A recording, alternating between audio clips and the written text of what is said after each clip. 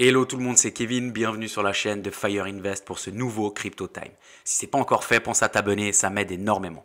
Aujourd'hui, on va parler de tout ce qui se passe en ce moment. On va jeter un œil sur l'inflation, on va regarder ensemble le calendrier économique, on va faire un petit tour sur le sentiment des marchés et on va analyser 2-3 graphiques rapidement. Mais surtout, j'aimerais te parler d'une réflexion plus profonde sur ma stratégie. Parce que ces derniers jours, semaines, voire même mois, je me rends compte que c'est plus suffisant d'acheter des cryptos et d'attendre que ça explose. Aujourd'hui, il faut être plus actif dans son plan. Typiquement, si on prend la baisse depuis ce début de l'année, moi personnellement, j'aurais dû mieux la surfer. Et c'est exactement ce dont on va parler. Donc reste bien jusqu'à la fin, je t'expliquerai les ajustements que je mets en place pour mieux surfer ces hausses et ces baisses et comment je compte garder du cash dispo pour acheter des dips profonds comme on a eu ces derniers jours. On démarre tout de suite, c'est parti.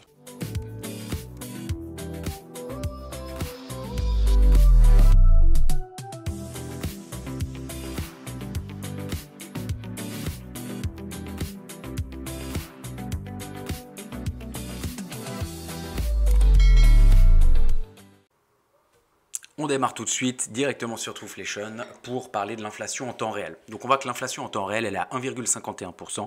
Donc on est vraiment toujours, si on revient ici, peut-être même, on va peut-être même mettre un mois pour voir. Là on voit que depuis ce mois, donc en fait même depuis avril, voilà, 1er avril on était à 1,38, le plus haut qu'on est monté en avril c'est 1,53. Donc cette hausse, elle a commencé à prendre vie, on va dire ça comme ça, depuis le mois de janvier un petit peu, où on est vraiment descendu sous les 2%, et on n'est plus remonté au-dessus des 2%, des 3% depuis le mois de janvier en fait. Donc on voit que vraiment on est sur une hausse continue. Maintenant j'ai un tout petit problème avec Trueflation, en fait, ça nous demande de nous inscrire.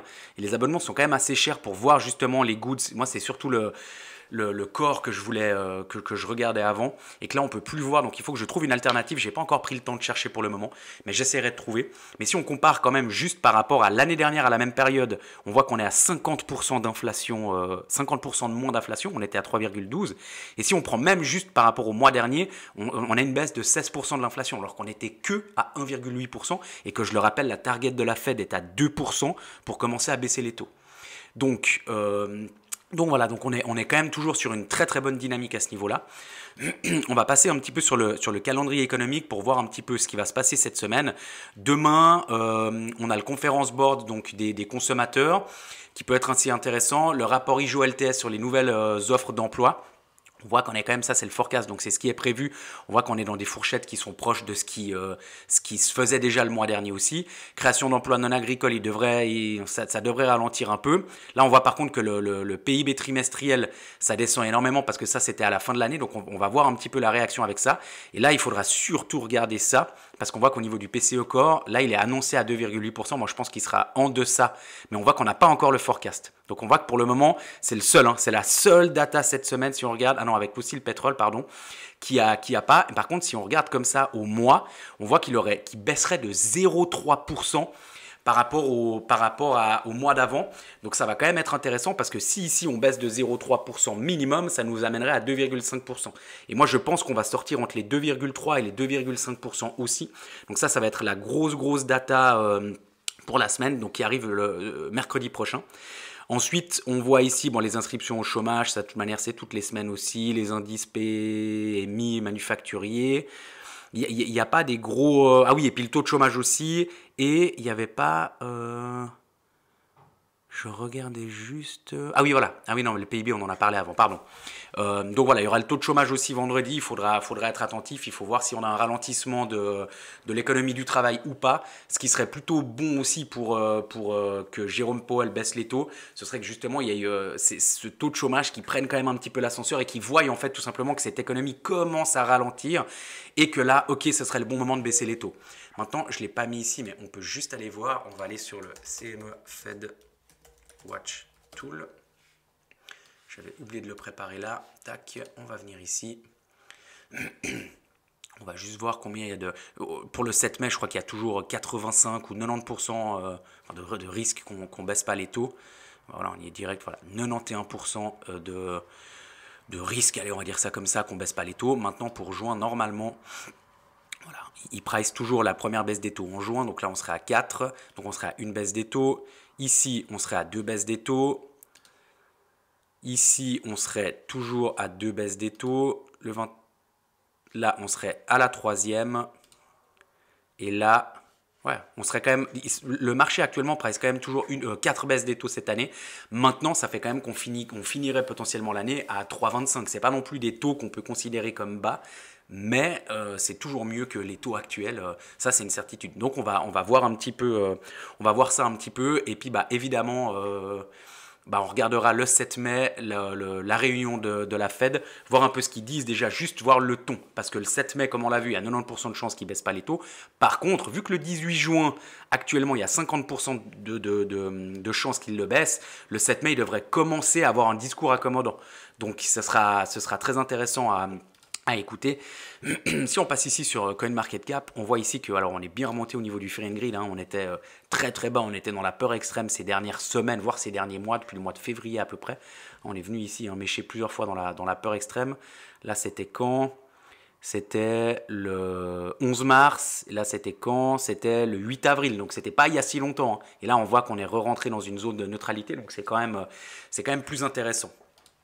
J'aimerais juste aussi te montrer un petit peu cette map de liquidité où on voit ici que là, il y a pas mal de gens qui... Donc en fait, quand on a des liquidités qui se mettent en haut, c'est tout simplement des gens qui short. Ça veut dire que les gens, ils ont mis ici leur stop, et puis qui parient sur un prix à la baisse. Puis quand on voit des prix ici, c'est tout simplement des gens qui ont mis l'argent ici, leur stop ici, en disant que ils parient à la hausse. Donc des longues, hein, tout simplement, sur le prix du Bitcoin. Parce que là, on est sur la charte du Bitcoin sur Binance. Donc là, on voit qu'on a une un gros cluster de liquidité autour des 95 864. On ira voir après sur le graphique. C'est pas un prix, enfin c'est pas un endroit qui est anodin. Et je pense clairement que le prix viendra de toute manière ici avant d'entamer un possible retournement. Mais on regardera aussi sur le graphique. Et là, par contre, bonne nouvelle sur les ETF. On voit que ici, depuis quelques jours là. Depuis ici, on est quoi? C'était courant de la semaine dernière, voilà, c'était le 18. On voit que là, on a énormément de liquidités qui est en train de revenir sur les ETF. Donc ça, c'est plutôt bon signe. Et des liquidités comme ça, on n'en avait plus eu depuis le 21 janvier. Hein. Donc c'est là où on a commencé à manger la baisse. Puis là, on a commencé à voir un petit peu des outflows ici après. Donc là, c'est plutôt intéressant. Il faudra voir si cette dynamique, elle reste, enfin qu'elle est là pour rester, ou si c'est juste un petit rebond. Donc on va regarder ça et puis on voit hein, que là il y a les gros qui sont en train d'acheter. iBit c'est tout simplement Larry Fink avec BlackRock hein, tout simplement. Donc non, on voit qu'il y a de l'argent qui rentre sur les ETF et ça c'est plutôt bon signe. Maintenant, hop, j'aimerais te parler, donc on va aller sur le graphique de Bitcoin. Et puis avant de vraiment te parler du graphique, moi j'aimerais te parler un petit peu d'un sentiment, justement je le disais en introduction. Personnellement, bah voilà, tu le sais, j'ai un job à côté, j'ai une vie bien remplie à côté de tous mes investissements, de tout le temps que je consacre à Fire Invest pour faire du contenu, des vidéos, que ce soit sur X. D'ailleurs, si tu t'es pas déjà abonné sur X, vas-y, c'est gratuit, je partage des tweets, des informations, plein de choses tous les jours. Et c'est vrai que bah, forcément, tout ça, ça prend du temps. Et en gros, pour faire très simple, de là à là, eh ben, j'ai quasiment regardé la baisse. J'ai fait quelques arbitrages de portefeuille, mais franchement, très très light. Et c'est vrai que quand on prend des moins, on va aller regarder ça, hein, hop, quand on prend des moins, hop, 31% sur le Bitcoin, bah forcément, il y a des altcoins qui se font mais éclater. Surtout que derrière, il y a une vraie macroéconomie avec Trump, les tarifs, le S&P 500, le Nasdaq, enfin voilà, qui s'écroule aussi. Donc il y a tout qui tombe. Et limite, Bitcoin a été plus résilient que certaines grosses sociétés américaine. Donc voilà. Et c'est vrai quand on voit comme ça moins presque, voilà, on va dire 32%, on va arrondir, hein, on n'est plus à 0,7% près. Quand on voit moins 32% sur le Bitcoin et quand je sais ce que moi finalement j'ai retiré et alloué de tout ça, je me dis non mais je peux plus vivre ce genre de baisse, il faut que je sois quand même plus actif dans mon trading. Je dis pas que tous les jours je dois faire une opération, pas du tout.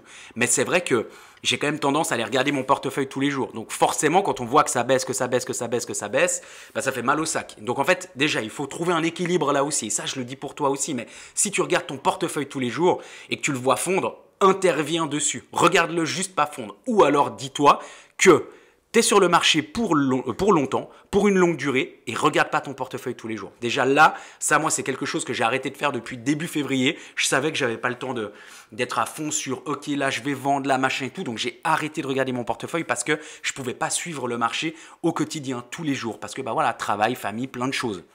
Donc il y a ça.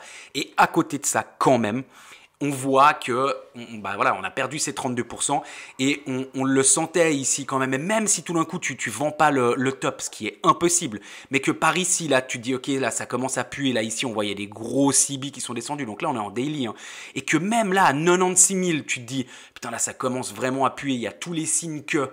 Tu vois, là, t'attends, là, ça revient, on revient quasiment repricer tout ce gros fair value gap, enfin, ce CB là. Et tu vois, on revient, bam, on est réjecté. Là, j'aurais déjà pu sortir un petit peu. Et c'est vrai que j'aurais dû quand même essayer d'être un petit peu plus actif là-dessus. Mais forcément, ça demande du temps. Forcément, ça demande de l'énergie. Mais en même temps, quand tu investis un certain montant, eh ben, il faut aussi être prêt à investir ce temps-là. Et c'est vrai que bah là, moi, ce début d'année, j'ai pas pris assez de temps pour être actif là-dessus. Et donc, c'est vraiment une stratégie que je vais commencer à mettre en place quand je vois comme ça que potentiellement, il pourrait y avoir des gros retournements. Il faut commencer à vendre. Je dis pas vendre toutes tes altcoins pour attendre le retournement, mais tu peux te dire, OK, sur 2 ou 3 altcoins, quand je vois que ça commence à se retourner sur Bitcoin, si normalement elles sont très corrélées à lui, ce qui est le cas pour la plupart, eh ben, je vends un certain pourcentage. Ou alors, tu peux shorter le marché aussi. Hein. Ça, c'est à toi de voir. Moi, je sais que au lieu de shorter ou de long le marché, je vais plutôt avoir tendance à sortir de certaines positions pour potentiellement racheter plus bas. Mais bien évidemment, il faut que j'ai des signaux sur Bitcoin et puis pas des signaux en H1 ou en 15 minutes. Hein. Là, je te parle de signaux en daily, voire même en weekly. En weekly, on a eu des signaux aussi. On les a eu, ces signaux. Tu vois ce que je veux dire? Oh, pardon. Donc, de ne pas sortir quand même ici, là, tu vois des grosses mèches comme ça, bam, où ça remonte. Là, tu te dis quand même, là, on voyait, là, il y a eu une grosse prise de liquidité, il y a eu un rejet. Ici, on vient casser la dernière bougie haussière. Déjà, à partir de là, moi, le premier, j'aurais dû être un petit peu plus éveillé. Mais c'est pas grave, c'est pas grave. On est là pour apprendre aussi. Donc voilà. Donc quand on commence à avoir des signaux comme ça, que ce soit en daily, en weekly, sur Bitcoin, et ben là, tu peux recommencer à regarder certaines altes et puis te dire, ok, bah là, je vois qu'il y a aussi certaines altes qui ont les mêmes comportements. Et puis, bah, à toi de te dire, ok, est-ce que je sors pas? Si tu sors pas, il faut juste être conscient de ça. Moi, tu vois, typiquement, je suis pas sorti de beaucoup de positions, mais je suis quand même sorti de certaines. Maintenant, j'ai un petit peu de cash pour re-rentrer. Donc là, j'attends un potentiel prochain dip du Bitcoin pour re-rentrer sur certaines altes ou même sur le Bitcoin. Mais ça peut aussi être de se dire, comme on disait avant, ok, pas de souci, moi je suis très au clair avec ça, je sais que je ne veux pas sortir de mes positions, donc je suis d'accord de prendre des moins 30, moins 50, moins 60%, parce que je sais que c'est pour du long terme, ou que j'ai pas les connaissances de quand ça se retourne ou quoi que ce soit. Mais ça, là-dessus, tu peux te former aussi. Donc voilà, moi en tout cas, je te fais part du fait que je me rends compte qu'il faut que je sois un petit peu plus actif là-dessus pour essayer de surfer un petit peu ces vagues. Donc maintenant que c'est dit, j'aimerais juste te montrer quelque chose.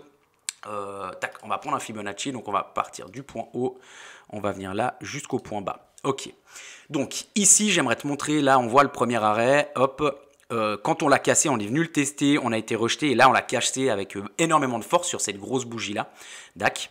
Et en fait très souvent quand on casse le premier arrêt, on revient en zone de rechargement. Donc là tout simplement la zone de rechargement, elle va se trouver ici.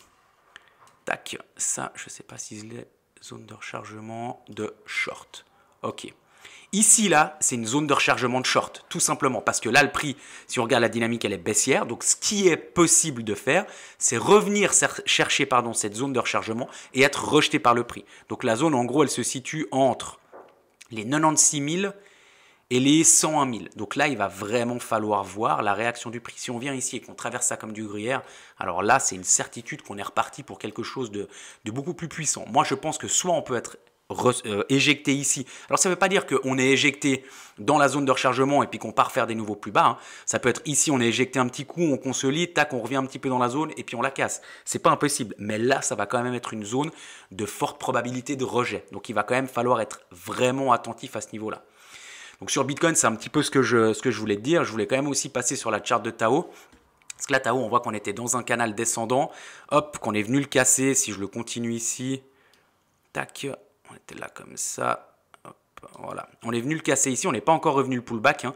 Mais on voit que là, on est sur une grosse aussi résistance à 364.